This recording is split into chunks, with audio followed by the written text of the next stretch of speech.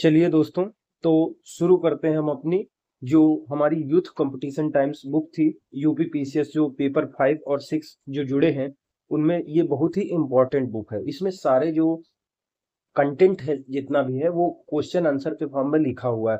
तो हम इसके जो 5 चैप्टर थे जो सबसे महत्वपूर्ण थे, सबसे कठिन यही माने जाते हैं, यानी पेपर 5 में सबसे कठिन चैप्टर यही है, वो पूरे हो चुके हैं। अब हम अपना 6वां चैप्टर शुरू करते हैं इस बुक का। 6वां चैप्टर क्या है? 6वां चैप्टर उत्तर प्रदेश की राज व्यवस्था से संबंधित है। उत्तर प्रदेश की राज व्यवस्था, ये कह रहा है उत्तर प्रदेश की राज व्यवस्था, जो उत्तर प्रदेश 6वां चैप्टर है। फिर उत्तर प्रदेश में विशेष राज्य का, उत्तर प्रदेश की लोक व्यवस्था, जो 6वां चैप्टर है वो उत्तर प्रदेश की राज व्यवस्था के बारे में है। फिर उत्तर प्रदेश में लोकसभाएं पढ़ेंगे, फिर उत्तर प्रदेश को विशेष राज्य के बारे में पढ़ेंगे। तो ऐसे करके हम सीरीज लेके आ रहे हैं, उसमें सारी चीज पढ़ेंगे। तो चलिए हम शुरू करते हैं। जो वो यूपी पीसीएस 5-6 पेपर थे उसमें 5वें पेपर का जो हमारा क्वालिटी वाला सेगमेंट है, उत्तर प्रदेश की राज व्यवस्था। तो चलिए हम इसको अच्छे से समझते हैं।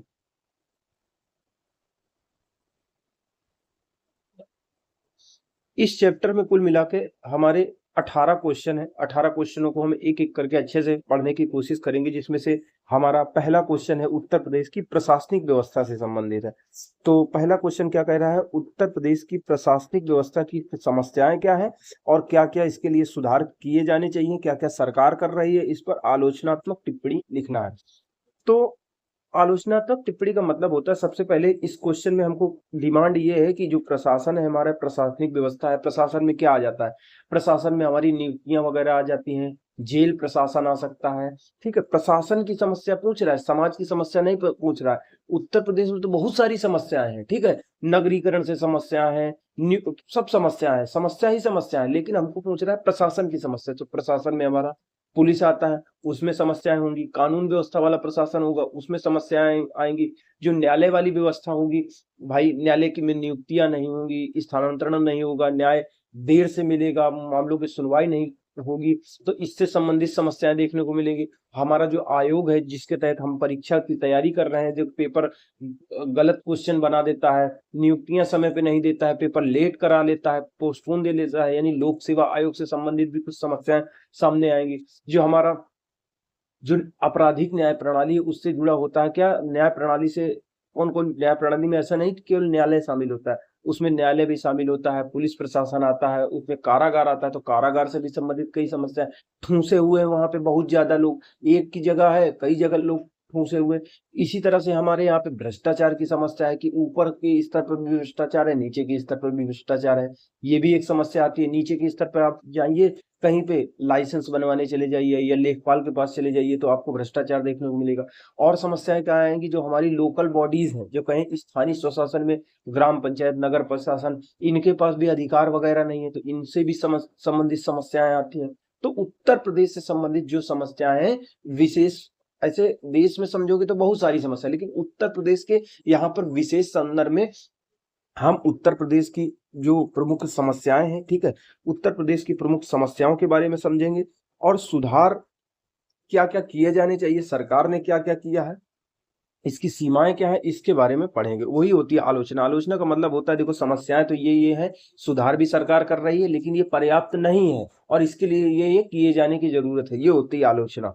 ठीक है, तो चलिए हम इस क्वेश्चन को शुरू करते हैं। तो सबसे पहले हम मेन बॉडी में आते हैं, आंसर की मेन बॉडी में आ जाते हैं कि क्या कह रहा है मेन बॉडी, कि प्रशासनिक व्यवस्था की समस्याएं क्या क्या है। तो ये तो बीच का ए है, ये भूमिका है, तो इसको हम बना के लिख सकते हैं, लेकिन पहले मेन बॉडी में जाते हैं कि हमारी प्रशासनिक व्यवस्था की समस्याएं क्या है, जो कि प्रश्न पूछ रहा है। उत्तर प्रदेश की प्रशासनिक व्यवस्था की समस्याओं पर चर्चा कीजिए, टिप्पणी कीजिए। तो पहला पार्ट तो यही है, तो समस्या बतानी है। तो क्या क्या समस्या है? जैसे कि हमने बताया था, कानून व्यवस्था की हमारे यहाँ पे समस्या है, कारागार प्रशासन की समस्या है। आप देखो तो कारागार में क्या होता है, जैसे कि फतेहपुर हो गया, बहुत सारी जेल होगी, जेल में अपराधी वहां पे जुआ खेल रहे हैं, ठीक है, अंदर से ही बाहर क्राइम ऑर्गेनाइज कर रहे हैं, ऑपरेट कर रहे हैं, उनको चला रहे हैं, ये समस्या आती है। अंदर उनके पास पता नहीं कहाँ से मोबाइल फोन पहुंच जाता है, वो बाहर बात कर रहे होते हैं, आपराधिक कार्य कर रहे होते हैं, किसी की सुपारी ले रहे होते हैं, किसी का मर्डर करवा रहे होते हैं, अपहरण करवा। तो ये भी एक कारागार प्रशासन से संबंधित समस्या है। कानून व्यवस्था की समस्या है, कहीं अपराधी गठजोड़ बना लेते हैं, कहीं किसी को मार देंगे, कहीं दबंगई करेंगे, तो ये कानून व्यवस्था की समस्या है। कहीं चोरी हो जाएगी, कारागार प्रशासन की समस्या है, वही जेल में जो बंद है वहां पे आतताई मचाए हुए हैं, वहां सही से प्रशासन ठूंसे हुए हैं, कम जगह में ज्यादा सैनिक ठूंसे हुए, खाना अच्छा नहीं मिल रहा है, ठीक है।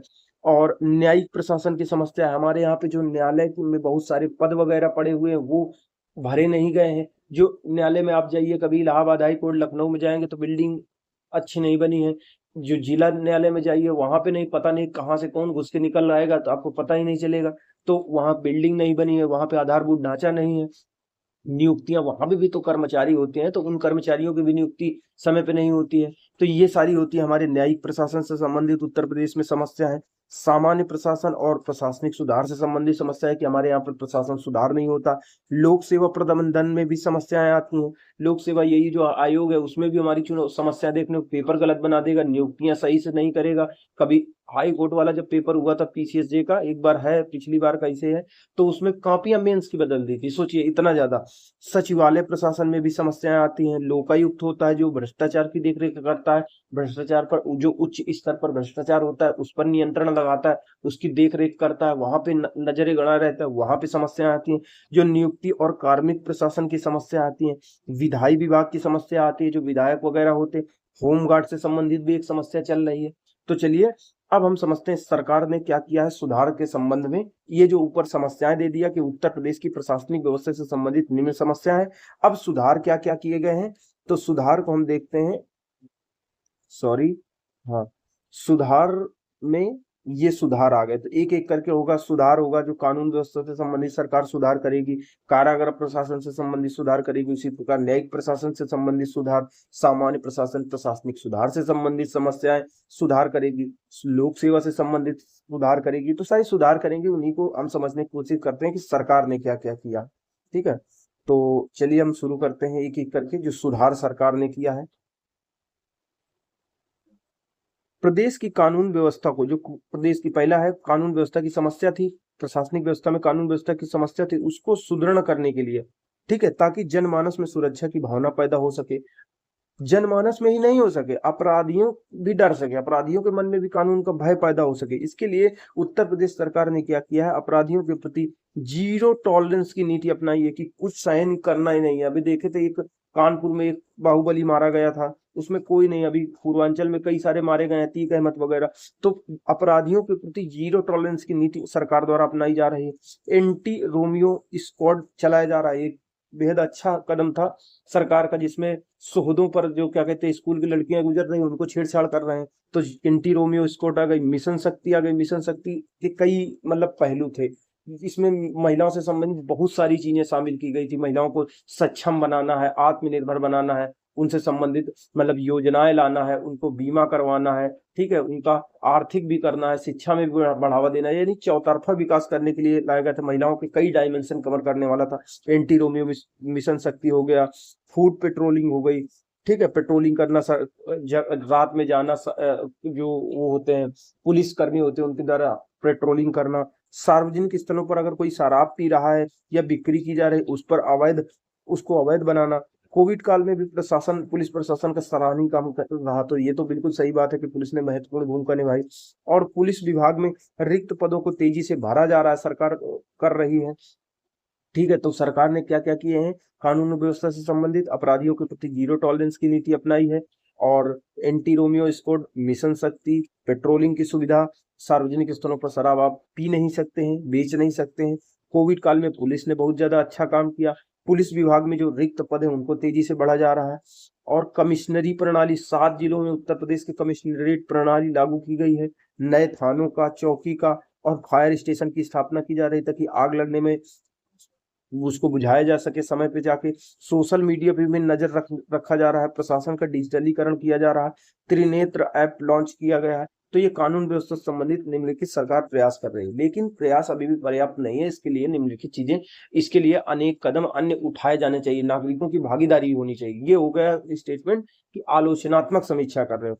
अब पुलिस प्रशासन, न्यायिक प्रशासन से संबंधित जो समस्या है उनका समाधान करने के लिए हम क्या कर रहे हैं, कारागार प्रशासन भी आपराधिक न्याय प्रणाली का अंग होता है, क्योंकि हम जानते हैं जो आपराधिक न्याय प्रणाली का अंग केवल न्यायपालिका नहीं होती, उसके साथ साथ पुलिस प्रशासन, न्यायपालिका और कारागार भी होता है, जहाँ पे जो अपराधी होते हैं वो बंद होते हैं। कारागार प्रशासन में कारागार अधीक्षक, jailer, deputy jailer, jail police में काफी पदों के रिक्त होने के कारण तेजी से भर्ती करना, यहाँ पे भी भर्ती की जा रही है, ताकि पुलिस प्रशासन में, न्यायपालिका में, कारागार प्रशासन में भर्ती की जा रही है।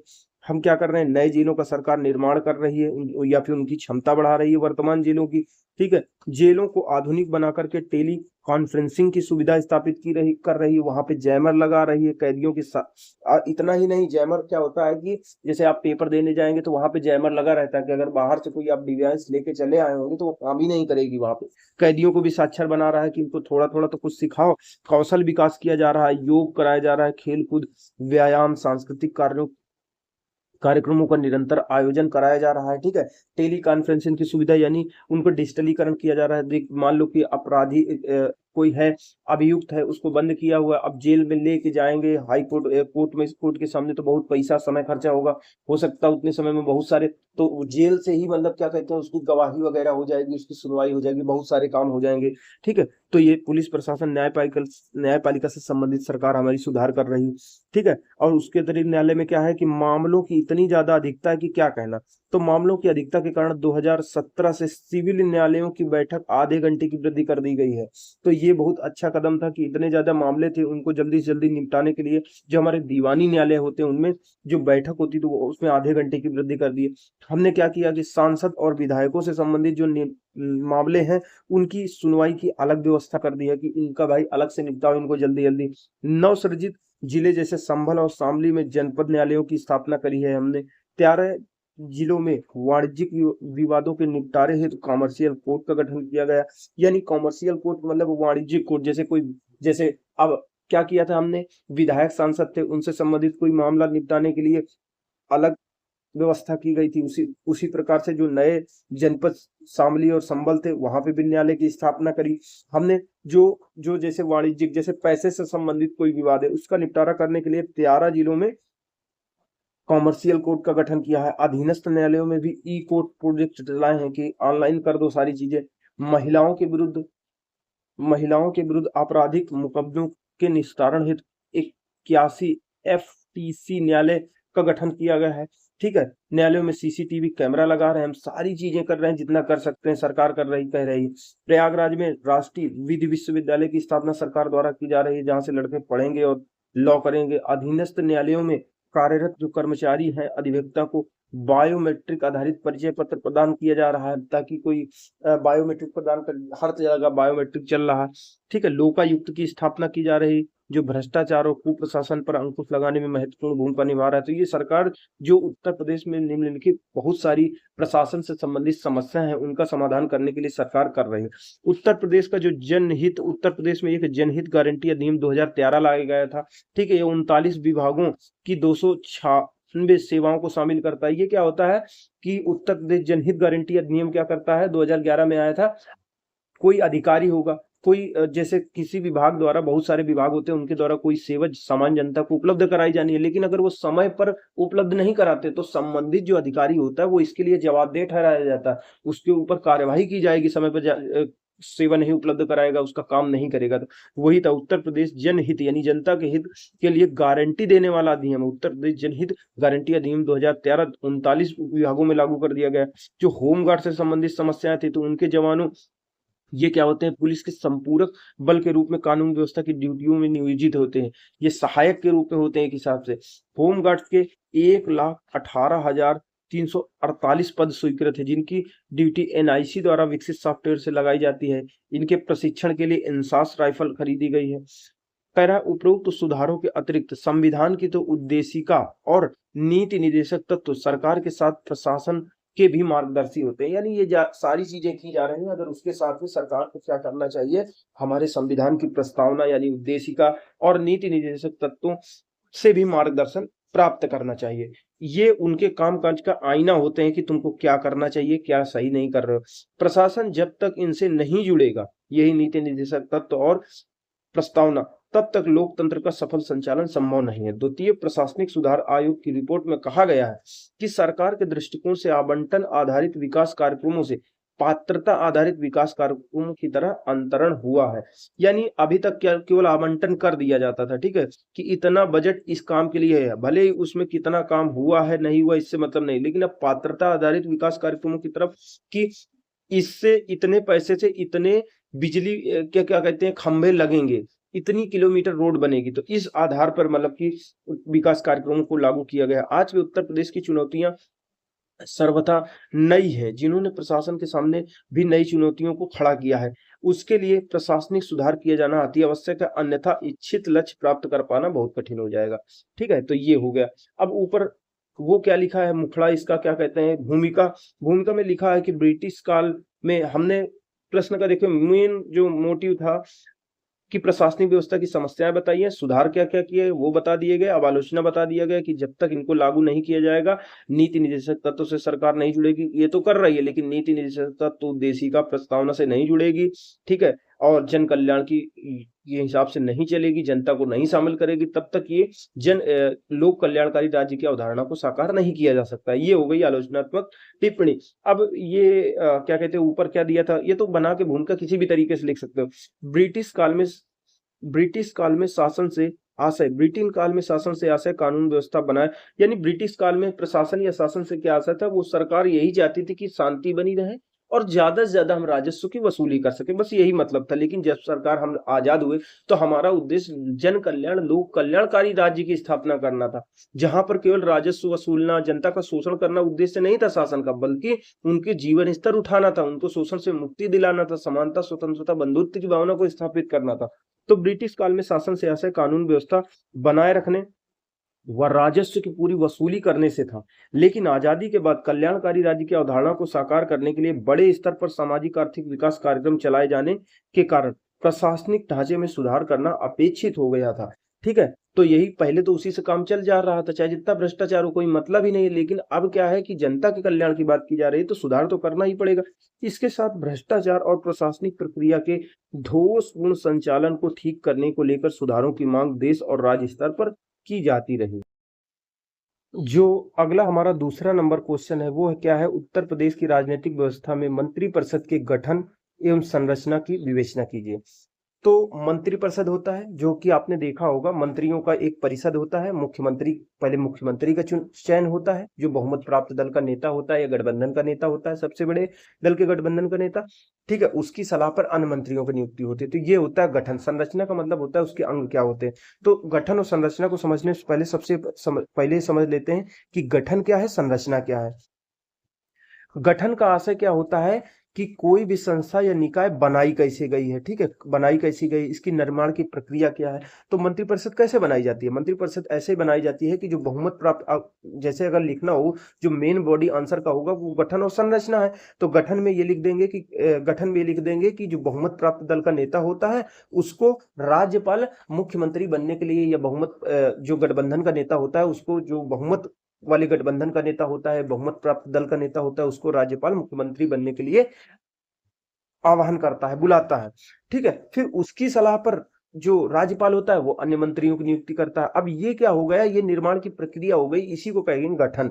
इसमें एक संशोधन पारित हुआ था। पहले को होता था कि बहुत ज्यादा मंत्री बना दिया जाते थे लालच की वजह से, तो 91वें यानी 91 नंबर संविधान संशोधन हुआ था 2003 के, उसके माध्यम से जो ये मंत्रियों की जो सदस्य संख्या है वो निर्धारित कर दी गई। कितनी कर दी गई, 15% कर दी गई, और 12 से कम भी नहीं हो सकती, यानी संख्या में 12 हो सकते हैं, 12 से कम नहीं होगी, और परसेंटेज में अगर बात करें 15% से ज्यादा नहीं हो सकती। तो ये हो गया गठन। अगर लिखने की बात आएगी कि गठन और संरचना लिखना है, संरचना में क्या होता है कि कोई संस्था या निगम निकाय कैसे व्यवस्थित है, उसके अंग कौन कौन से हैं। जैसे तुम्हारे अंग कौन कौन से, तो एक चेहरा खोपड़ा हो गया, धड़, 2 हाथ हो गए, 2 पैर हो गए, ठीक है, तो ऐसे होता है। तो इसी तरह इसके संरचना मंत्रिपरिषद में क्या होती है, संरचना इसकी कि इसके कितने अंग, कितने हिस्से हैं, इनका क्रम क्या क्या है। तो कैबिनेट मंत्री होते हैं जैसा कि हम जानते हैं, राज्य मंत्री होते हैं, उप मंत्री होते हैं या उप मुख्यमंत्री। जो कैबिनेट मंत्री होते हैं, जैसे कि हम जानते हैं, ये बहुत ही जो नीति निर्माण में, महत्वपूर्ण निर्णयों में महत्वपूर्ण भूमिका निभाते हैं। ये क्या होते हैं, बहुत ही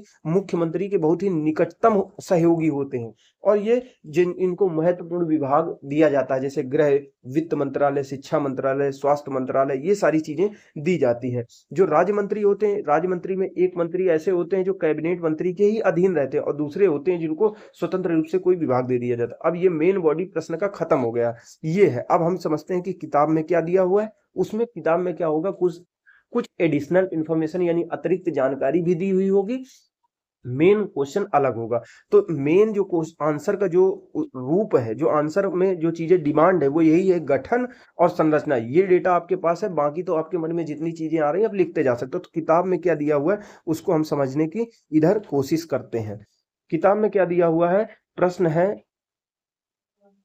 उत्तर प्रदेश की राजनीतिक व्यवस्था में मंत्रिपरिषद के गठन और संरचना की विवेचना कीजिए। तो क्या कह रहा है यहाँ पे, राज्य मंत्रिपरिषद के सदस्यों की नियुक्ति राज्यपाल द्वारा मंत्रिपरिषद के परामर्श पर की जाती है, यानी मंत्रिपरिषद परामर्श करता है, मंत्रिपरिषद के मुख्यमंत्री यानी राज्यपाल द्वारा मुख्यमंत्री के परामर्श पर नियुक्ति की जाता है।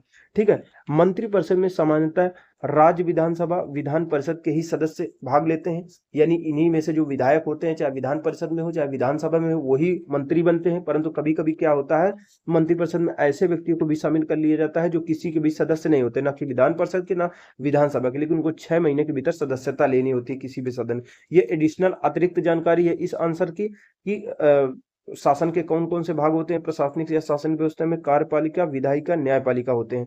ठीक है। 91वें संविधान संशोधन 2003 के माध्यम से जो मंत्रिपरिषद के सदस्यों की अधिकतम संख्या कितनी निर्धारित कर दी गई थी, 15% निर्धारित की गई थी, और 12 से कम भी नहीं हो सकती है, कि 15% से अधिक और मुख्यमंत्री समेत 12 से कम भी नहीं हो सकती।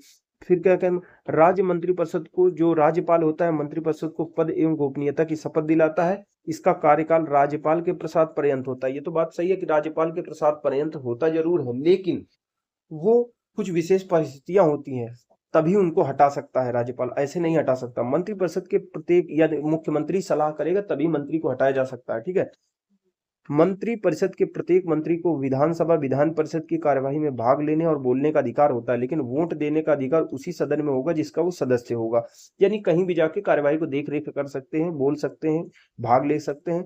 अब ये संरचना कह रहा है, ये संरचना का भाग है, इसमें लिखा नहीं गया, लेकिन ये संरचना के भाग में एक होते हैं मंत्रियों की संरचना में, एक होते हैं जो कैबिनेट मंत्री, दूसरे राज्य मंत्री, दूसरे उप मंत्री। कैबिनेट मंत्री जो मेन मंत्री होते हैं, जैसे कि हमने बता दिया था, और राज्य मंत्री होते हैं जो एक स्वतंत्र प्रभार वाले होते हैं, जिनको स्वतंत्र कोई विभाग दे दिया जाता है। एक राज्य मंत्री वे होते हैं जो किसी कैबिनेट मंत्री के अधीन काम करते हैं।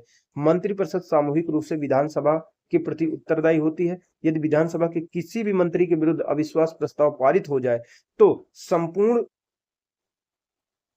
मंत्रिपरिषद को ही त्यागपत्र देना होता है। इस प्रकार कहा जा सकता है कि राज्य की कार्यपालिका शक्ति में मंत्रिपरिषद की महत्वपूर्ण भूमिका होती है। इस प्रकार कहा जा सकता है कि राज्य की जो कार्यपालिका शक्ति होती है, इसमें मंत्रिपरिषद की महत्वपूर्ण भूमिका होती है, क्योंकि ये महत्वपूर्ण निर्णय लेती है, नीतियों का क्रियान्वयन करने में महत्वपूर्ण भूमिका निभाती है, राजनीतिक और प्रशासनिक व्यवस्था से संबंधित नीति निर्धारण में महत्वपूर्ण भूमिका होती है।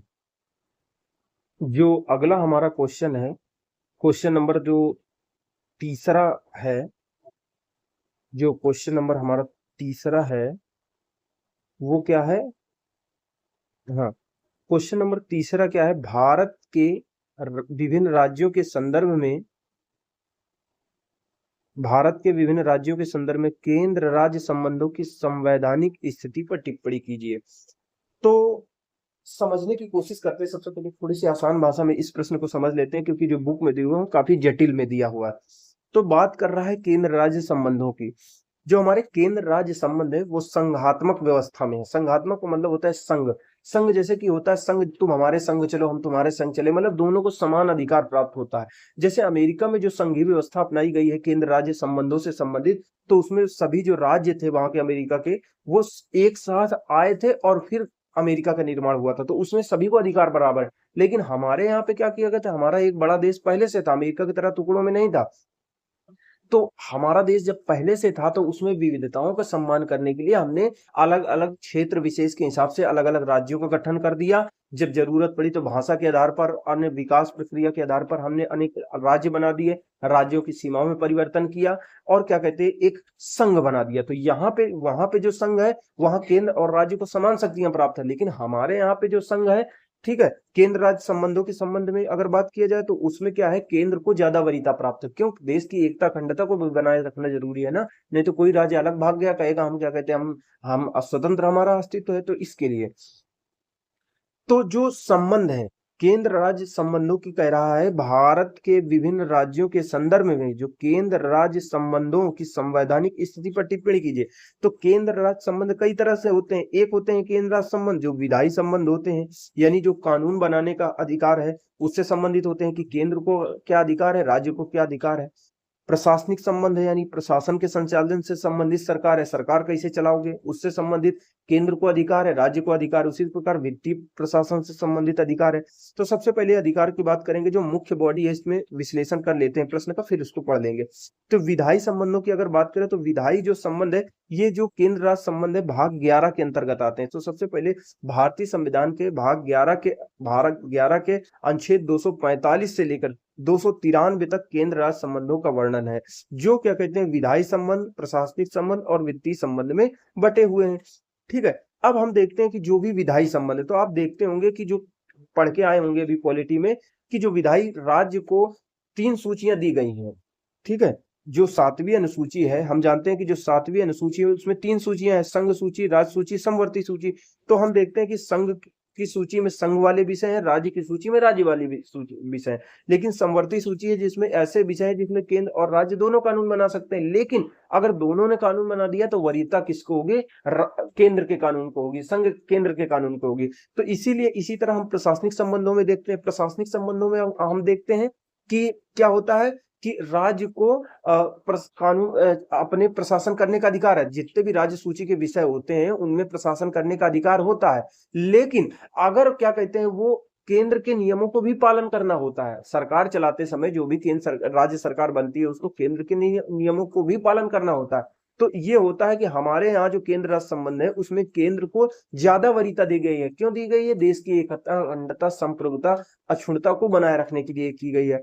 तो क्या होता है कि अगर संवैधानिक प्रावधानों के अनुसार या केंद्र के नियमों के अनुसार शासन नहीं चलाया जा रहा है तो वहां पे राष्ट्रपति शासन लगाया जा सकता है, ये लगाया जा सकता है। उसी प्रकार वित्तीय संबंध होते हैं, तो वित्तीय संबंध में राज्यों को तो अधिकार दिए गए लेकिन केंद्र को ज्यादा अधिकार दिए गए हैं। तो इसीलिए कहा जा रहा है कि जो केंद्र राज्य संबंध है इस डायमेंशन से आप समझने की कोशिश कीजिए कि जो भी संबंध है, विधायी संबंध की बात हो, प्रशासनिक संबंध की बात हो, वित्तीय संबंध की बात हो, दोनों के मध्य में कई अनुच्छेद दिए गए हैं, वित्त आयोग भी दिया गया है, उसमें बांट दिया गया है। जैसे ठीक है, जैसे पीसीएस प्रशासन से संबंधित हमारे राज्य के भी प्रशासनिक अधिकारी होते हैं, केंद्र के भी प्रशासनिक अधिकारी होते हैं, लेकिन जो केंद्र होता है वो आईएएस, आईपीएस, आईएफएस का गठन करता है। आईएएस और आईपीएस को राज्यों की सेवाओं पर देता है, जो राज्य का एक हिसाब से नियंत्रण करने का काम करते हैं। वहां पे राज्य की सरकार हो गई, मुख्यमंत्री आ गए, अन्य मंत्री आ गए, ये लेकिन राज्यपाल नियुक्त कर देता है ताकि ये एजेंट के रूप में काम करते हैं। तो देखिए किस तरह से नियंत्रण स्थापित किया जा रहा है, केंद्र को वरीयता दी जा रही है। ठीक है, तो आप समझने की कोशिश करते हैं, प्रश्न को पढ़ लेते हैं जैसा कि दिया हुआ है। क्या प्रश्न दिया हुआ है अब आप थोड़ा सा समझ सकते हैं, थोड़ा डायमेंशन क्लियर हो गया होगा कि किन संबंधों की बात कर रहा है। तो प्रश्न है तीसरा नंबर, भारत के विभिन्न राज्यों के संदर्भ में केंद्र राज्य संबंधों की संवैधानिक स्थिति पर टिप्पणी कीजिए। तो संवैधानिक स्थिति क्या है? भारतीय संविधान के भाग 11 में केंद्र राज्य संबंधों के संदर्भ में विधायी, प्रशासनिक और वित्तीय शक्तियों का विभाजन किया गया है। इन केंद्र राज्य संबंधों के संदर्भ में जो 3 प्रकार की शक्तियां आपस में बांट दी गई हैं। जो केंद्र राज्य संबंध है वो विधायी संबंध हमारे 245 से 255 अनुच्छेद तक है, प्रशासनिक संबंध 256 से 263 अनुच्छेद तक है, उसी प्रकार वित्तीय संबंध 268 से 293 तक है। जो विधायी संबंध है, ठीक है, 245 तथा 246, 248, 49, 50, 52, 53 ऐसे दिया गया है। तो 245 और 46 केंद्र राज्यों के मध्य विधायी शक्तियों के वितरण को विनियमित करते हैं कि केंद्र राज्य संबंधों के मध्य में विधायी संबंधों को बांटा गया है। कि इसमें तुमको कानून बनाने का अधिकार है, इसमें तुमको कानून बनाने का अधिकार हो। लेकिन अवशिष्ट विधायी शक्तियों के बारे में प्रावधान किया गया है 248 में। वो बताया गया है कि दोनों कानून बना सकते हैं, लेकिन केंद्र का कानून प्रभावी होगा। इसके अतिरिक्त अनुच्छेद 249, 50, 52, 53 के अंतर्गत विभिन्न परिस्थितियों में संसद को राज्य सूची के विषयों पर भी विधायी अधिकार प्रदान किया गया है। कब होता है? जब राज्यसभा प्रस्ताव पारित कर देती है, तब राज्य सूची के विषयों पर कानून बनाने का अधिकार होता है, या कोई अंतरराष्ट्रीय संधि समझौता हो गया तब राज्य सूची के विषयों पर कानून बनाने का अधिकार होता है। तो इसी तरह होते हैं, अखिल भारतीय सेवाएं होती हैं।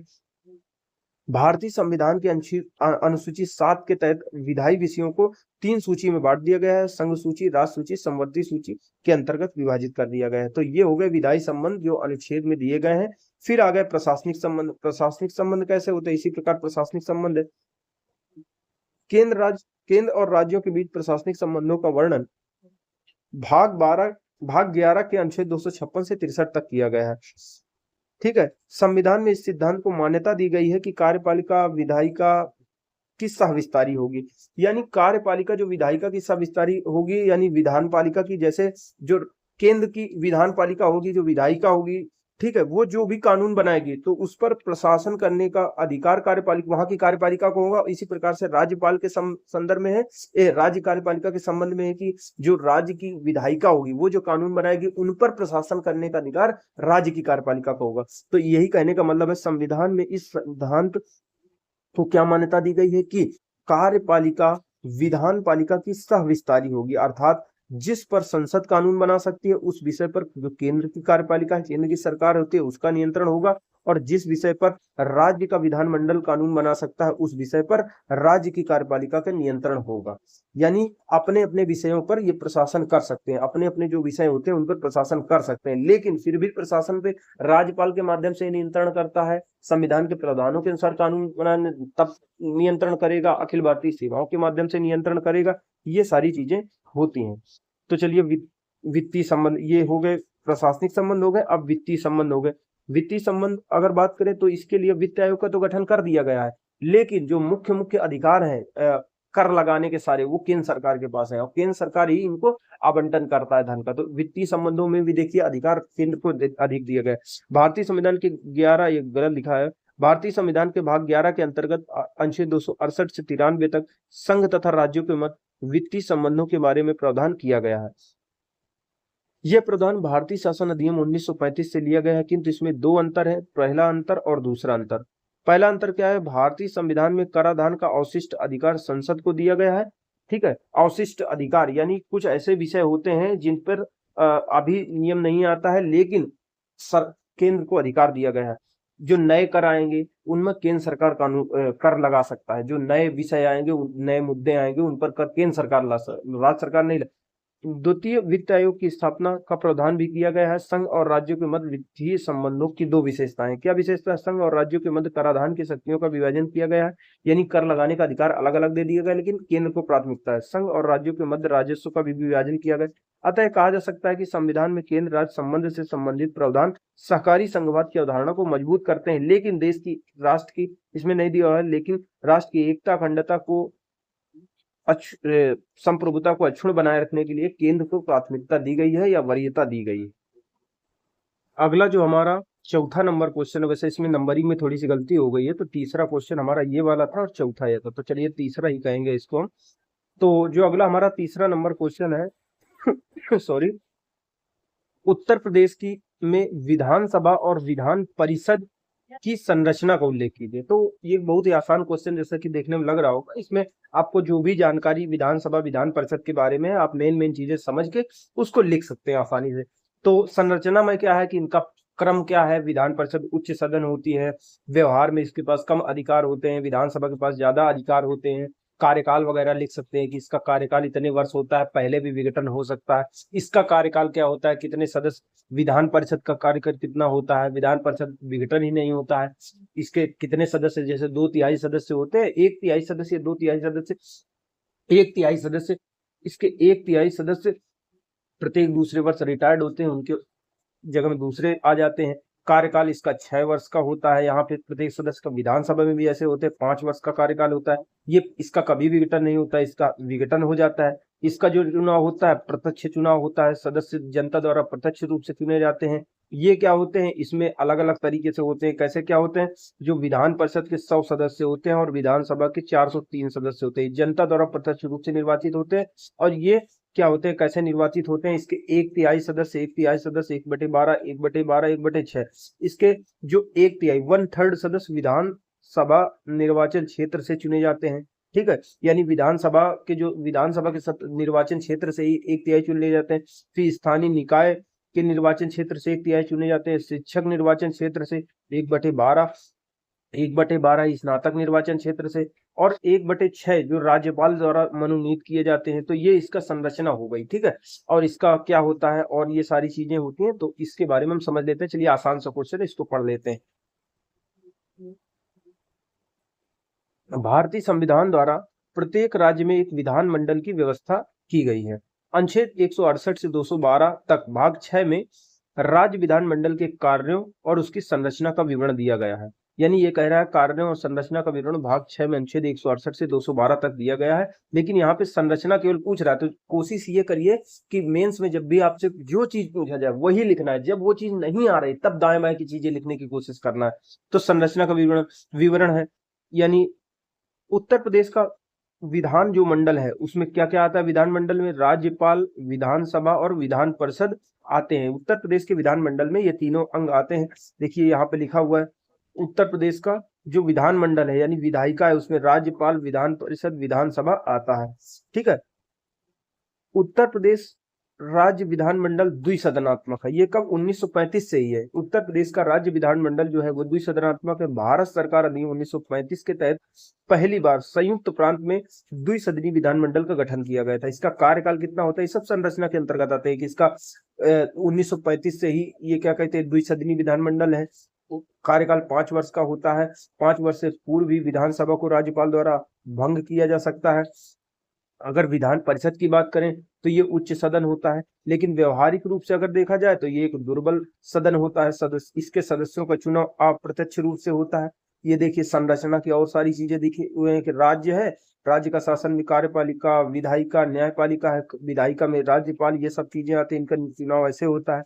फिर अगर बात करें तो विधानसभा की बात कर रहा, विधान परिषद, विधानसभा की बात क्या कर रहा, विधानसभा कह रहा है कि निर्वाचन राज्य की जनता द्वारा प्रत्यक्ष मताधिकार के आधार पर किया जाता है। तो विधानसभा के जो भी सदस्य होते हैं, विधायक होते हैं, उनका निर्वाचन जनता द्वारा प्रत्यक्ष रूप से किया जाता है वयस्क मताधिकार के आधार पर। विधानसभा को अपने कार्यों के संचालन और प्रक्रिया के लिए नियम बनाने का अधिकार होता है। यानी विधानसभा जो भी चलती है वो अपने नियम से चलती है।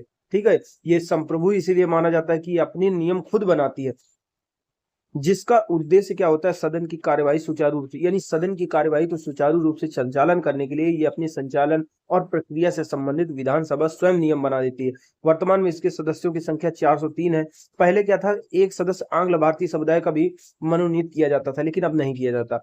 विधानसभा का मुख्य कार्य कानून बनाना होता है। करता क्या क्या है, कानून बनाना, सरकारी कार्यों के संपादन हित वित्त की संस्तुति करना, ये भी पैसे से संबंधित मामला होता है, बिना विधानसभा की अनुमति के पारित नहीं हो सकता। यानी मुख्य कार्य क्या होता है, इनका काम कानून बनाना होता है, सरकारी कार्यों के संपादन के लिए, पूरा करने के लिए वित्त की संस्तुति करना होता है। ये कार्यपालिका को कार्यों, संकल्पों और प्रस्तावों के माध्यम से नियंत्रित करती है। तो विधानसभा जो होती है हमारी, जो कार्यपालिका को ही मुख्य रूप से सरकार कहते हैं, तो कार्यपालिका को यह नियंत्रित करने का काम करती है। किस प्रकार से अपने कार्य विभिन्न प्रकार के करती है, अलग अलग रिपोर्ट आ जाती है, इनको पेश करके उनसे जवाब पूछ करके विधायकों से। ठीक है, राज्य विधानमंडल में संकल्प द्वारा, जैसे संकल्प प्रस्ताव, कई तरह के प्रस्ताव होते हैं, प्रस्तावों के द्वारा। अब विधान परिषद, विधानसभा के बारे में देख लिया। अब विधान परिषद के बारे में, यह एक स्थायी सदन होता है, कार्यकाल 6 वर्ष का होता है। एक सदस्य के कार्यकाल, वैसे तो वो स्थायी सदन है, कभी रुकता नहीं होता, लेकिन उसके एक सदस्य का कार्यकाल या सदस्यों का कार्यकाल 6 वर्ष का होता है। और प्रत्येक 1/3 जो सदस्य होते हैं 2 वर्ष के बाद अवकाश ग्रहण कर लेते हैं। विधान परिषद की जो कुल सदस्य संख्या के 5/6 सदस्य निर्वाचित होते हैं। जैसे कि हमने देखा था, ये देखिए, ये कुल मिला के अगर देखा जाए तो यहाँ से यहाँ तक मिला के ये 5/6 सदस्य हो गए, ये निर्वाचित है। बाकी 1/6 सदस्य राज्यपाल द्वारा मनोनीत होते हैं। तो विधान परिषद की कुल सदस्य संख्या विधान परिषद की कुल सदस्य संख्या के 5/6 सदस्य निर्वाचित तथा 1/6 सदस्य राज्यपाल द्वारा मनोनीत होते हैं।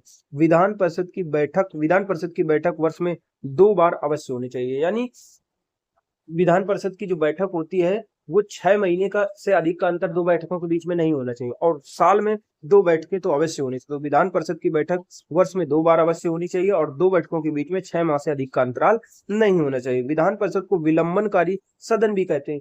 कई राज्य अगर देखा जाए तो कई आलोचक हैं विधान परिषद के विपक्ष में क्या कहते हैं आलोचना में, क्योंकि ये विलंबनकारी है। ठीक है, ये देर लगाता है, इसके पास वास्तविक रूप से तो कोई पावर नहीं है, लेकिन ये सारे मामलों को अटका देता है। लेकिन ऐसा नहीं है। हमारा लोकतंत्र जो है, लोकतंत्र में विचार विमर्श की प्रक्रिया, चर्चा की प्रक्रिया को बढ़ाने के लिए ही इसको लाया गया था। कई राज्यों में ऐसा नहीं है, छोटे राज्य है जो, लेकिन उत्तर प्रदेश ऐसे राज्यों के लिए बहुत ज्यादा इंपॉर्टेंट है। क्योंकि मान लो कोई बहुमत की सरकार है, वो जल्दबाजी में कोई कानून लेके आए, यहाँ पे उसमें बहुमत में है, इतना ज्यादा है कि उसको लोग विधानसभा में कोई रोक ही नहीं सकता। तो कम से कम विधान परिषद तो ऐसा होगा कि चेक एंड बैलेंस का काम करेगा। तो इसको विलंबनकारी सदन भी कहा जाता है। विधान परिषद धन विधेयक को मात्र 14 दिनों तक ही अपने पास रोक सकता है। उपर्युक्त विवरण से स्पष्ट है कि उत्तर प्रदेश में विधान परिषद तथा विधानसभा के संरचनात्मक ढांचे को अपनाया गया है। यानी कह सकते हैं कि उत्तर प्रदेश में विधान परिषद विधानसभा की संरचना उपरोक्त प्रकार से है, जिससे कार्यपालिका प्रशासनिक व्यवस्था सुचारू रूप से संचालित की जा सके, विकासोन्मुखी कार्यों को बढ़ावा दिया जा सके। जो अगला हमारा क्वेश्चन है वो क्वेश्चन नंबर 4 है।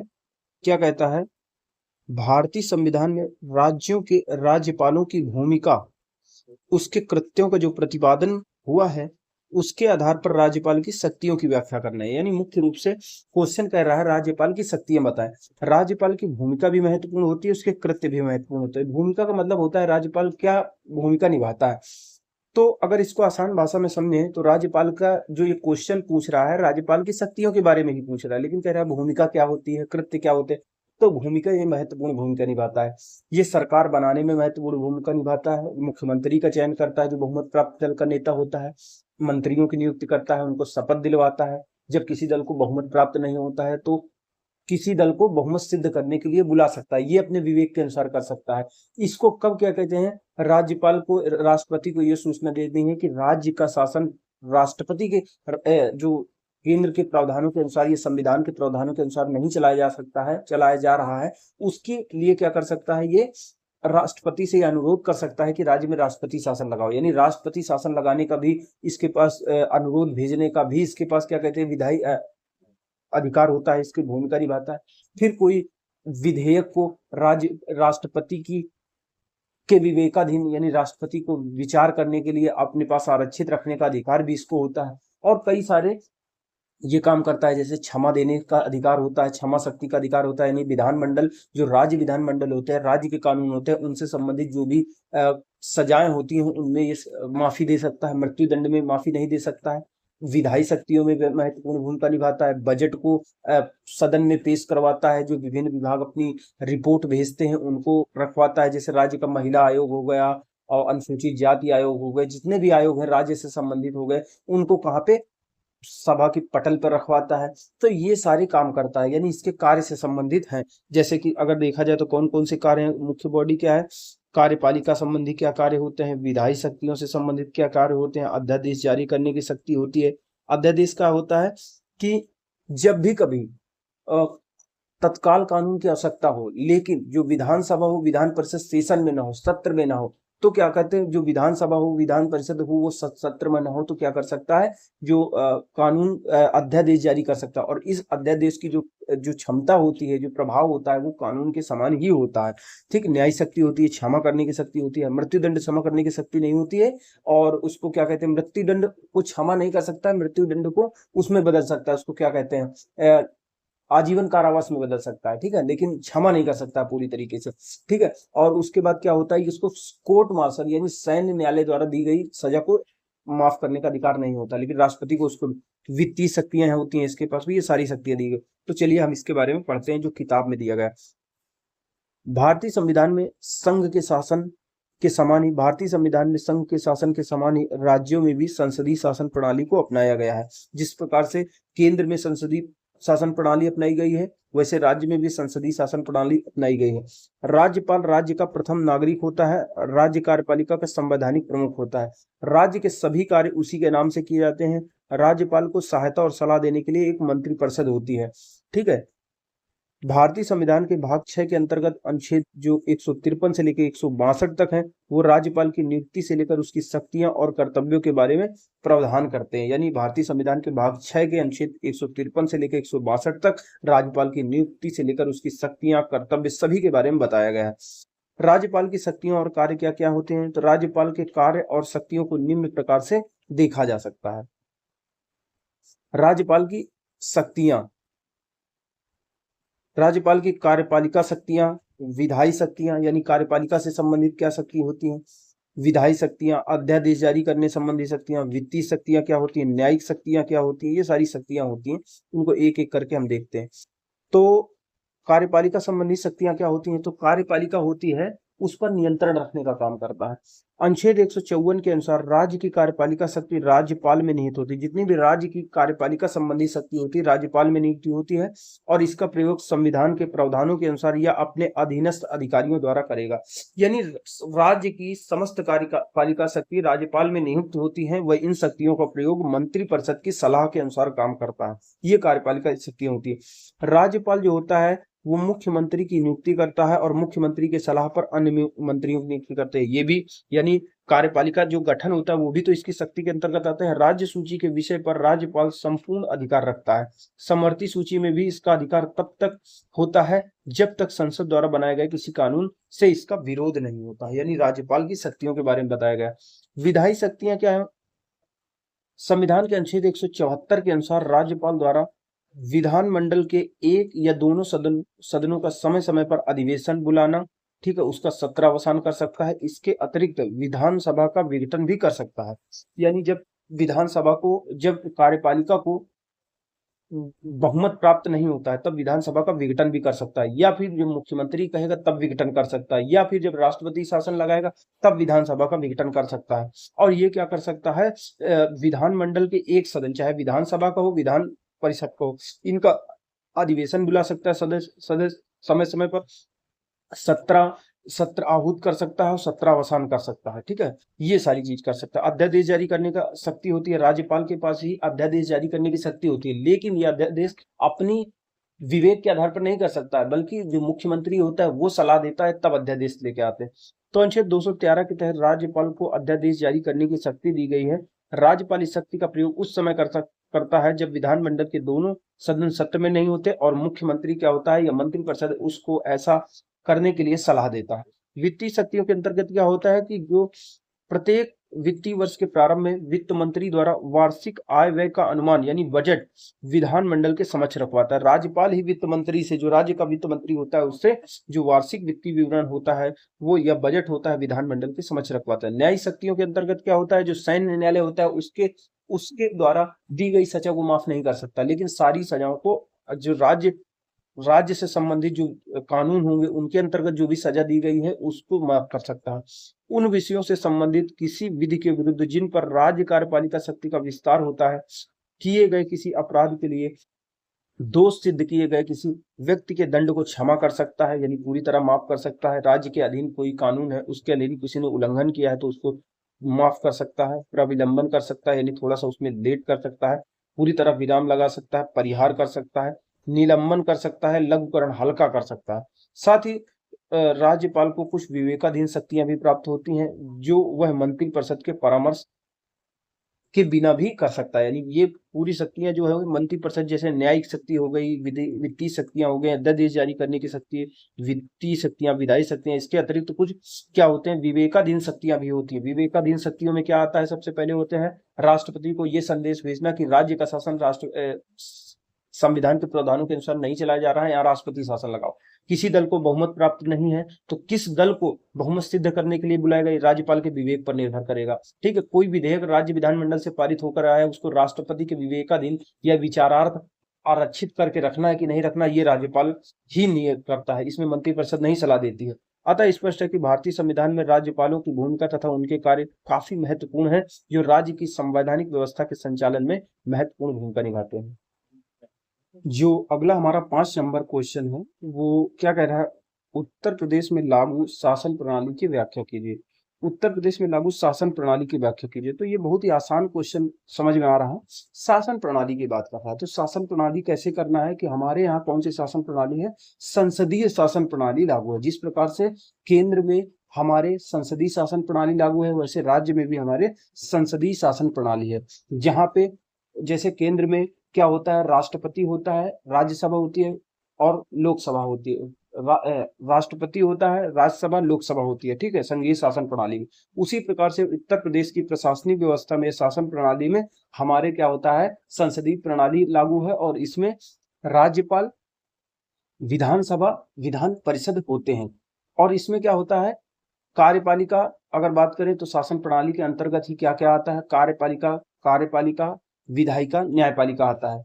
कार्यपालिका, विधायिका, न्यायपालिका आता है, जिला प्रशासन आता है और स्थानीय स्वशासन आता है। ये प्रणाली चलती है, यानी जिला प्रशासन वाली भी प्रणाली हो गई, उसके बाद ग्रामीण प्रशासन हो गया, जो स्थानीय स्वशासन हो गया, जैसे पंचायतें हो गई, नगर निकाय वगैरह हो गए, और राज्य में क्या हो गया, मुख्यमंत्री हो गया। ऐसे ही देखने को मिलेगा आपको, जैसे राज्य के अंदर देखने को मिलेगा प्रशासनिक संरचना, जैसे वैसे जिले में देखने को मिलेगी, वैसे हमको स्थानीय स्तर पर देखने को मिलेगी।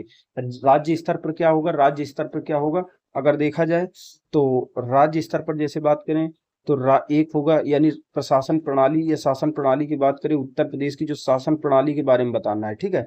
तो शासन प्रणाली अगर बताया जाए तो सबसे पहले राज्य स्तर पर देखेंगे, फिर जिला स्तर पर देखेंगे, जिला स्तर पर हम देखने की कोशिश करेंगे शासन प्रणाली, फिर स्थानीय स्वशासन या स्थानीय स्तर पर हम देखने की कोशिश करेंगे, ठीक है। राज्य स्तर पर हमको देखने को क्या मिलेगा, जो राज्य स्तर पर अगर हम देखें तो क्या होगा, कार्यपालिका, ठीक है, विधायिका, कार्यपालिका, विधायिका और न्यायपालिका, कार्यपालिका, विधायिका। तो अगर देखा जाए तो क्या है,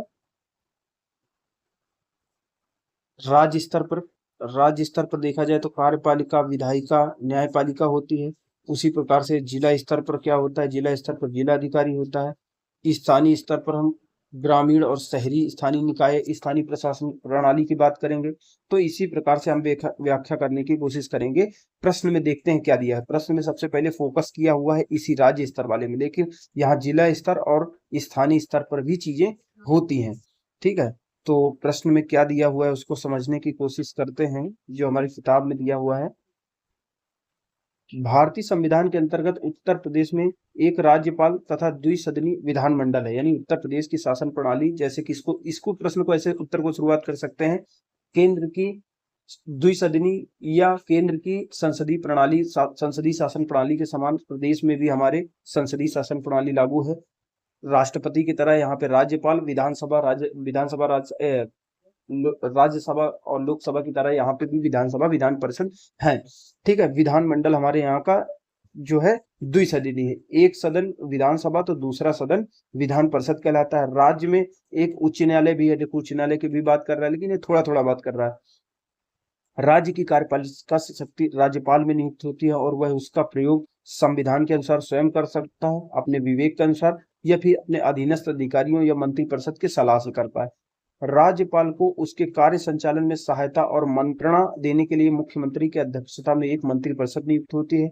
यह मंत्रिपरिषद ऐसे मामलों को छोड़ करके, यानी कुछ मामलों में जो होते हैं राज्यपाल को अपने विवेक के अनुसार काम करने का अधिकार होता है, कुछ में वो क्या करता है, सहायता और सलाह के अनुसार काम करता है। तो यह मंत्रिपरिषद के ऐसे मामलों को छोड़कर जिसमें विधान परिषद के अंतर्गत राज्यपाल को स्वविवेक से निर्णय लेना हो, से सभी कार्यों में उसकी सहायता करते हैं। राज्य का मुख्यमंत्री जो होता है, राज्यपाल द्वारा तथा अन्य मंत्रीगण मुख्यमंत्री के परामर्श पर राज्यपाल द्वारा ही नियुक्त किए जाते हैं। यानी सीधी सी बात है, जो राज्य का मुख्यमंत्री होता है उसको नियुक्त करता है, फिर मुख्यमंत्री की सलाह पर अन्य मंत्री नियुक्त होती है। सभी जो मंत्री होते हैं वो राज्यपाल के प्रसाद पर्यंत ही अपना पद धारण करते हैं। मंत्रिपरिषद राज्य की विधानसभा के प्रति सामूहिक रूप से उत्तरदायी होती है। राज्य की कार्यपालिका से संबंधित सारी कार्यवाही राज्यपाल के नाम से ही की जाती है। जैसे केंद्र की संबंधित सभी कार्यपालिका संबंधित कार्य क्या होते हैं कि राष्ट्रपति के नाम से की जाती है, उसी प्रकार से राज्य में भी होता है। मुख्यमंत्री राज्य के प्रशासन से संबंधित मंत्रिपरिषद के समस्त निर्णय, यानी होता क्या इसमें एक बात आई है कि जो राज्यपाल होता है, राज्यपाल को पूरी सूचना मिलनी चाहिए। राज्य के प्रशासन से संबंधित कोई सूचना है, ठीक है, कोई निर्णय लिया गया है, किसी मंत्री ने कोई निर्णय ले लिया है, या तो मुख्यमंत्री स्वयं उसको दे देगा, या राज्यपाल मांगेगा कि भाई इस मामले से संबंधित हमको सूचना दो, इस मामले से संबंधित दो, तो वो देता है। तो वही बात यहाँ लिखी हुई है कि मुख्यमंत्री राज्य के प्रशासन से संबंधित मंत्रिपरिषद के समस्त निर्णयों तथा विधान के लिए प्रस्तावित, यानी नियम बनाने के, कानून बनाने के लिए प्रस्तावित सभी मामलों की सूचना राज्यपाल को देता है। साथ ही मुख्यमंत्री राज्य के प्रशासन से संबंधित या विधान के लिए प्रस्तावित, या कोई विधान से संबंधित कोई प्रस्तावित है या फिर कानून बन गए हैं, उन मामलों की जानकारी राज्यपाल को देता है, जिसकी सूचना राज्यपाल स्वयं मांगते हैं, या अपने मन से दे देगा, या स्वयं से जानकारी दे देगा। यदि किसी मामले में मान लो कोई मंत्री है, उसने कोई निर्णय ले लिया है, यदि किसी मामले में किसी मंत्री ने एक पक्षीय निर्णय ले लिया है, तो राज्यपाल मंत्री परिषद से उस पर पुनर्निर्णय लेने के लिए कह सकता है कि आपने जो लिया सबको बताओ, फिर से लोग सब मिलकर निर्णय लेंगे। इस कार्य के लिए वह सदस्यों की उपस्थिति की अपेक्षा कर सकता है कि सारे लोग उपस्थित रहो, ठीक है। एक ने निर्णय ले लिया, उस सबके सामने रखो। इसके अतिरिक्त क्या होता है, इसके अतिरिक्त शासन प्रणाली में अनेक प्रकार की समितियां, विशेष समितियां, सचिवालय, जिला एवं मंडल प्रशासनिक, न्यायपालिका, अधीनस्थ न्यायिक सेवा, उत्तर प्रदेश लोक सेवा प्राधिकरणों की भी महत्वपूर्ण भूमिका होती है। अतः स्पष्ट है कि उत्तर प्रदेश में लागू शासन प्रणाली में राज्यपाल, मुख्यमंत्री, अन्य मंत्रियों के साथ साथ न्यायालयों तथा प्राधिकरणों का प्रमुख स्थान है, जो उत्तर प्रदेश में संवैधानिक व्यवस्था को सुदृढ़ता प्रदान करती है। यानी किताब में केवल एक ही पक्ष में जो उत्तर प्रदेश की शासन प्रणाली है उसमें केवल फोकस किया हुआ है जो राज्य स्तर पर शासन प्रणाली है, लेकिन इसी से नहीं चलता है। जो जिला स्तर पर शासन प्रणाली होती है और जो ग्रामीण स्तर पर, शहरी स्तर पर शासन प्रणाली होती है, तो उत्तर में लिखने के समय तीनों को अगर शामिल कर लिया जाएगा तो उससे ज्यादा डायमेंशन अच्छा हो जाएगा। जो अगला हमारा 6वां नंबर क्वेश्चन है वो है मुख्यमंत्री के बारे में। पूछा जा रहा है कि उत्तर प्रदेश के मुख्यमंत्री की नियुक्ति के बारे में बताइए, उसके कार्यों एवं शक्तियों की विवेचना कीजिए।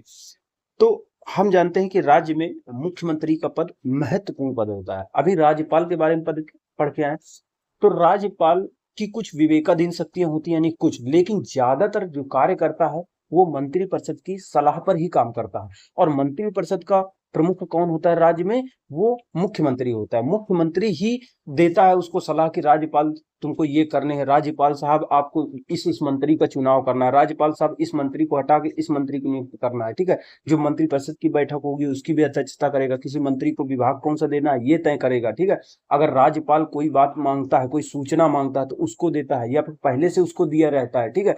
अगर सत्रावसान करना है, ठीक है, सत्र जैसे सत्र चल रहा है विधानसभा का, तो उसको बुलाएगा कि अब इसको सलाह देगा, राज्यपाल को बुलाएगा तो राज्यपाल ही अवसान करेगा वो, कहेगा वो, यानी पूरी तरह से मुख्यमंत्री के ही सहायता सिफारिश पर, उसी के कहने पर राज्यपाल सत्रावसान करता है, सत्र का आहूत करता है। किसी को सजा की माफी करनी हो, जैसे सजा की माफी करवाने संबंधी भी अधिकार मुख्यमंत्री ही सिफारिश करता है, तभी राज्यपाल करता है, ठीक है। और वो ये सारी चीजें करता है, ठीक है। सरकार की सभा पटल पर, सरकार की विधानसभा के सभा पटल पर जितनी भी सरकार की नीतियां होती हैं ये घोषणा करता है, ठीक है। ये सारे उसके अधिकार होते हैं। तो मुख्यमंत्री एक महत्वपूर्ण पद होता है जैसे कि हम जानते हैं। तो अगर देख लेते हैं किताब में क्या दिया हुआ है, तो किताब में यही दिया हुआ है कि भारतीय संविधान के अनुच्छेद 164 में कहा गया है कि मुख्यमंत्री की नियुक्ति राज्यपाल करेगा, लेकिन मुख्यमंत्री की नियुक्ति राज्यपाल करता है। जो बहुमत प्राप्त दल का नेता होता है उसी को मुख्यमंत्री बनाता है, फिर उसकी सलाह पर अन्य मंत्री नियुक्ति करता है, या सबसे बड़े दल के नेता को या गठबंधन के नेता को नियुक्त करता है। तो संविधान के 164 में कहा गया कि मुख्यमंत्री की नियुक्ति कौन करता है, राज्यपाल करता है। लेकिन क्या करता है, संसदीय व्यवस्था में राज्यपाल जो है विधानसभा में बहुमत प्राप्त दल के नेता को ही मुख्यमंत्री नियुक्त करता है। लेकिन अगर किसी दल को स्पष्ट बहुमत प्राप्त ना हो तो राज्यपाल अपनी विवेकाधीन शक्तियों का प्रयोग करते हुए मुख्यमंत्री की नियुक्ति क्या करता है, सबसे बड़े दल या दलों के समूह के नेता को मुख्यमंत्री नियुक्त करता है और उसे 1 माह के भीतर ही सदन में विश्वास मत प्राप्त करने के लिए कहता है कि भाई ये विवेकाधीन शक्तियां होती है जो किसी को बहुमत प्राप्त नहीं होती। समांतर मुख्यमंत्री क्या करता है, निचले सदन से ही चुना जाता है, निचले सदन यानी विधानसभा से ही चुना जाता है। लेकिन अनेक अवसर भी ऐसे भी आते हैं जहां विधान परिषद से भी ये चुन लिया जाता है, लेकिन इसको 6 महीने के भीतर किसी न किसी सदन की सदस्यता लेनी होती है। इसके कार्य एवं शक्तियों की अगर बात करें तो मंत्रिपरिषद का ये प्रधान होता है, सभी मंत्रालयों पर निगरानी रखता है और उनके बीच में सामंजस्य और समन्वय स्थापित करने का काम करता है। यानी मंत्रिपरिषद का प्रधान होता है, जितने भी मंत्रालय होते हैं राज्य सरकार के अधीन उनकी निगरानी करता है, जिसको किसको ये इस मंत्री को ये मंत्रालय देना है, इस मंत्री को ये देना है, और इनके बीच में कैसे ये काम कर लिए, तुम ये काम कर लो, तुम ये काम कर लो, तुमने ये काम किया, तो इनके बीच की निगरानी रखता है सभी मंत्रालयों के बीच में, और आपस में इन मंत्रालयों के बीच सामंजस्य एवं समन्वय स्थापित करने का भी काम करता है। इस प्रकार मुख्यमंत्री राज्य के नीति निर्माण के रूप में, नीति निर्माता के रूप में अपनी सक्रिय भूमिका निभाता है।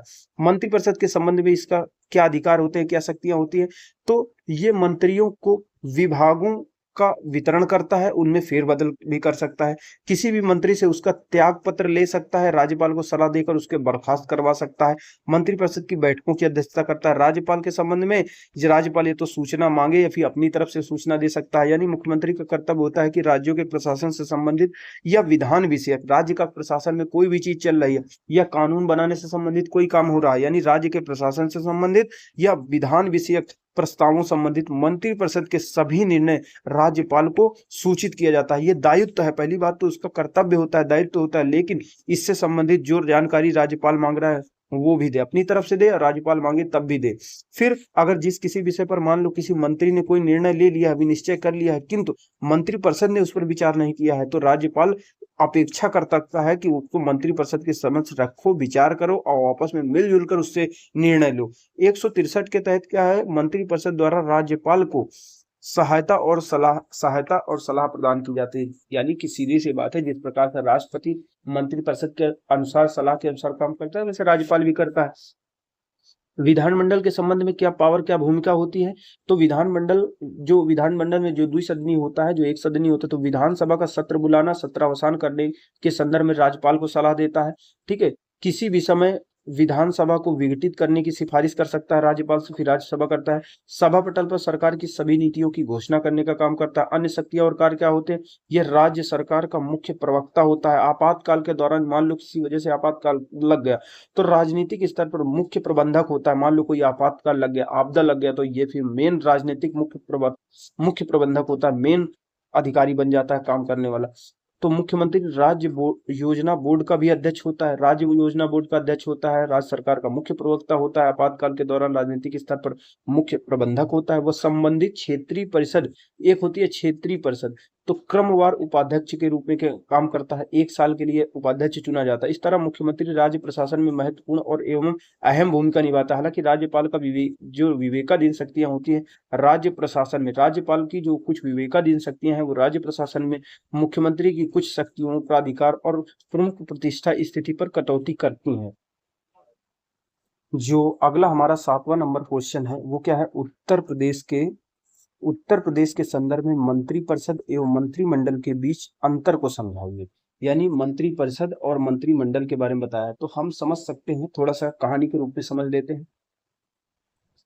विधानसभा का जब चुनाव होता है तो पूरे राज्य से विधायक चुने जाते हैं, इसमें दल होते हैं बहुत सारे, तो जिस दल को बहुमत प्राप्त होता है राज्यपाल उसी के मुखिया को मुख्यमंत्री बनने के लिए बुलाता है, मुख्यमंत्री नियुक्त करता है और उसकी सलाह पर अन्य मंत्री नियुक्त करता है।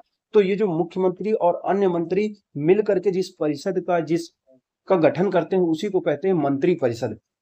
तो मंत्रिपरिषद में बहुत ज्यादा लोग शामिल होते हैं, इसमें करीब करीब 15% लोग होते हैं, यानी विधानसभा के कुल सदस्य संख्या के कितने होते हैं, 15% होते हैं, यानी कम से कम उत्तर प्रदेश की बात करें तो 50-60 मंत्री होते हैं। तो इनके तो एक साथ इतना बड़ी बॉडी को, इतने बड़े लोगों को एक साथ बैठक बुलाना, उनके निर्णय लेना, विचार विमर्श करना बड़ी समस्या होती है। तो उसी में से जो मंत्रिपरिषद होती है उसी में से कुछ मुख्य लोग, जैसे 7-8-10 लोग जो मुख्यमंत्री के बहुत ज्यादा सहयोगी होते हैं, उनको एक अलग निकाय घोषित कर लेते हैं, बना लेते हैं, उसको कहते हैं मंत्रिमंडल। तो मंत्रिमंडल होता है, मुख्य होता है एक हिसाब से, वही निर्णय लेता है, उसमें करीबी जो होते हैं वो शामिल होते हैं, ठीक है। और ये उसको पूरी तरह से निर्देशित करता है, जो भी काम मंत्रिपरिषद करेगा वो पूरी तरह से मंत्रिमंडल द्वारा ही डिसाइड किया जाएगा। ये बड़ा निकाय होता है। तो मंत्रिपरिषद क्या है, एक संवैधानिक निकाय है। संविधान के बारे में बात की गई, लेकिन मंत्रिमंडल के बारे में कोई बात नहीं है, ये तो बाद में जोड़ा गया। तो चलिए हम समझने की कोशिश करते हैं। तो सबसे पहले आंसर का मुख्य भाग देख लेते हैं। मुख्य भाग क्या है कि मंत्रिपरिषद और मंत्रिमंडल के बीच अंतर बताना है। तो वही अंतर को समझते हैं सबसे पहले। मंत्रिपरिषद मंत्रिमंडल में अंतर। तो मंत्रिपरिषद क्या है और मंत्रिमंडल क्या है। इसमें मंत्रियों की तीनों श्रेणियां शामिल होती हैं, यानी कैबिनेट मंत्री, राज्य मंत्री और उप मंत्री तीनों आते हैं। यह एक बड़ा निकाय होता है और इस विधानसभा के सदस्यों को 15% मंत्रिपरिषद की अधिकतम सदस्य संख्या होते हैं, यानी विधानसभा के सदस्यों का 15% से ज्यादा मंत्रिपरिषद में शामिल नहीं होते हैं। ये सरकारी कार्य हो एक साथ बैठक नहीं कर सकती है, नहीं करती है, यानी इतने ज्यादा सदस्य होते हैं, 50-60 सदस्य। तो हफ्ता में एक बार बैठक करना है कि भैया क्या सही चल रहा है क्या, तो कैसे बैठक कर, ये सरकारी कार्य हेतु एक साथ बैठक नहीं करती, लेकिन ये एक साथ बैठक कर लेती मंत्रिमंडल। इसका कोई सामूहिक कार्य नहीं होता, एक साथ नहीं कर पाते। अलग अलग मंत्री को अलग अलग विभाग दे दिया जाता है, कैबिनेट मंत्री के अधीन कर दिया जाता है, उसी के अधीन काम करते हैं। सामूहिक रूप से विधानसभा के प्रति उत्तरदायी, यानी हम जानते हैं कि जो मंत्रिपरिषद होती है सामूहिक रूप से विधानसभा के प्रति उत्तरदायित्व होती है। लेकिन यह उत्तरदायित्व लागू कौन करवाता है, तो उत्तरदायित्व लागू करवाएगा जो मंत्रिमंडल होगा, जो मेन होगा वही करेंगे, जो वही करेंगे, जो वो कहेंगे वही ये करेंगे। संविधान के अनुच्छेद 74 और 75 में इसका विस्तृत वर्णन किया गया है, यानी मंत्रिपरिषद का वर्णन संविधान में किया गया, अतः यह एक संवैधानिक निकाय है। अब मंत्रिमंडल के बारे में अगर बात की जाए तो इसमें केवल और केवल कैबिनेट मंत्री शामिल होते हैं। कैबिनेट मंत्री जैसे बिल्कुल खास होते हैं, जैसे मुख्यमंत्री से बिल्कुल खास खास आदमी होते हैं। जैसे अगर अखिलेश यादव की सरकार बन जाएगी तो उसमें कौन कौन लोग शामिल होंगे, उसमें आजम खान शामिल हो जाएंगे, उसमें उनके चाचा शामिल हो जाएंगे, और जो करीब राजकुमार राजभर ओम प्रकाश राजभर, ये मतलब करीब करीब के लोग शामिल हो जाएंगे। इसमें केवल कैबिनेट मंत्री शामिल होते हैं, अतः यह मंत्रिपरिषद का एक छोटा भाग होता है। यह एक लघु निकाय होता है। इसमें आवश्यकता अनुसार मंत्री होते हैं। इसमें मंत्री 15% होते हैं, इसमें मंत्री आवश्यकता अनुसार घट बढ़ सकते हैं। एक निकाय की तरह काम करता है और सामान्यतः हफ्ते में एक बार ये बैठक कर लेता है। सरकारी कार्यों के संबंध में निर्णय करता है और कार्यकलाप इसके सामूहिक होते हैं। मंत्रिपरिषद की विधानसभा के प्रति जो सामूहिक जिम्मेदारी होता है उसको लागू करवाने का काम करता है। यह मंत्रिपरिषद को राजनीतिक निर्णय लेकर निर्देश देती है, यानी ये जो डिसीजन लेना होता है ले लेती है, फिर मंत्रिपरिषद से कहती है जो अन्य मंत्री हैं कि ये करना है, और उनको निर्देश दे देती है। यानी मंत्रिपरिषद को राजनीतिक निर्णय लेकर निर्देश देती है तथा ये निर्देश सभी मंत्रियों पर बाध्यकारी होते हैं। संविधान के मूल भाग में मंत्रिमंडल का वर्णन नहीं है, लेकिन बल्कि 44वें संविधान संशोधन अधिनियम 1978 द्वारा 352 में इसको जोड़ा गया था। मंत्रिपरिषद का एक छोटा सा मुख्य भाग कैबिनेट या मंत्रिमंडल होता है। इसमें केवल कैबिनेट मंत्री ही शामिल होते हैं। राज्य सरकार में वही वास्तविक कार्यकारिणी का केंद्र भी होता है, जबकि मंत्रिपरिषद में सरकार के अन्य मंत्री भी शामिल होते हैं। अब प्रश्न उत्तर का ऊपर का भाग देखेंगे। उस ऊपर का भाग देखिए, आप बना सकते हो। ये भूमिका है, कह रहे उत्तर प्रदेश के संदर्भ में मंत्रिपरिषद एवं मंत्रिमंडल के बीच अंतर को समझाइए। तो वही भूमिका लिख सकते हैं कि केंद्र के संसदीय व्यवस्था के समान राज्य में भी संसदीय प्रणाली लागू है, जिसमें 2 सदन होते हैं, ठीक है। और 2 सदन होते हैं और मंत्रिपरिषद की जो नियुक्ति होती है बहुमत प्राप्त दल के नेता के हिसाब से होती है। बहुमत प्राप्त दल के नेता को मुख्यमंत्री नियुक्त करता है और उसके जो सलाह पर अन्य मंत्री नियुक्त करता है, जिसमें 2 भाग होते हैं, एक मंत्रिपरिषद और मंत्रिमंडल होते हैं, जिसको हम निम्न प्रकार देखते हैं। ऐसे भूमिका आप बना सकते हैं किसी भी तरीके से। अब देखते हैं किताब में क्या दिया हुआ है। भूमिका तो वही 10, 15, 20 शब्द की लिखनी होती है, ज्यादा नहीं लिखते, 25-30 शब्द की। भारत का संविधान केंद्र के समान राज्य में भी संसदीय व्यवस्था को बंद करता है। जैसे केंद्र में संसदीय व्यवस्था वैसे राज्य में भी है। राज्य का राजनीतिक एवं प्रशासनिक व्यवस्था, राज्य में राजनीतिक एवं प्रशासनिक व्यवस्था का वास्तविक कार्यकारी अधिकारी कौन होता है, मुख्यमंत्री होता है। राज्य में मंत्रिपरिषद का कार्य बिल्कुल केंद्रीय मंत्रिपरिषद के समान ही होता है। अनुच्छेद 163 के अनुसार देखें तो राज्यपाल को सहायता और सलाह देने, यहाँ से भी स्टार्ट कर सकते हैं कि राज्यपाल को सहायता और सलाह देने के लिए एक मंत्रिपरिषद का प्रावधान किया गया है। अनुच्छेद 164 में मंत्रियों के वेतन भत्ते, शपथ, योग्यता, उत्तरदायित्व, कार्यकाल, नियुक्ति के बारे में बताया गया। केंद्र की तरह राज्य मंत्रिपरिषद के भी 3 वर्ग हैं, कैबिनेट, राज्य और उप मंत्री।